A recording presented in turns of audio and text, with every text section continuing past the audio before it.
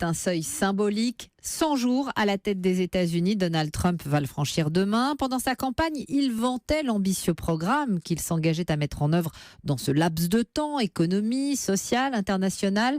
Mais la réalité est tout autre. Xavier Yvon. Juger les 100 premiers jours, quelle idée ridicule, c'est artificiel et ça n'a pas de sens, s'est énervé Donald Trump, le même qui avait répété maintes fois cette date limite pendant la campagne pour accomplir toutes ses promesses. Just think about what we can accomplish in the first 100 days. 100 days. 100 days. 100 days of De son our contrat des 100 jours avec le peuple américain, aucune loi n'a encore été adoptée. En 100 jours, Donald Trump aura surtout appris qu'un président américain a des pouvoirs limités. Le remplacement tant promis de l'Obamacare a été retoqué par le Congrès, trop mal préparé. Ces mesures anti-immigration sont-elles aussi restées lettres mortes, suspendues par des juges.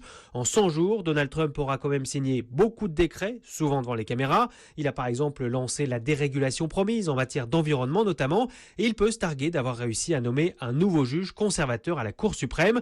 Autant d'accomplissements vantés sur un site internet lancé par la Maison-Blanche à l'occasion de ces 100 jours. Vous vous rappelez cette date ridicule.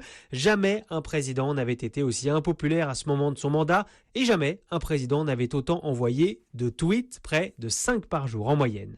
New York, Xavier Yvon, Europe 1.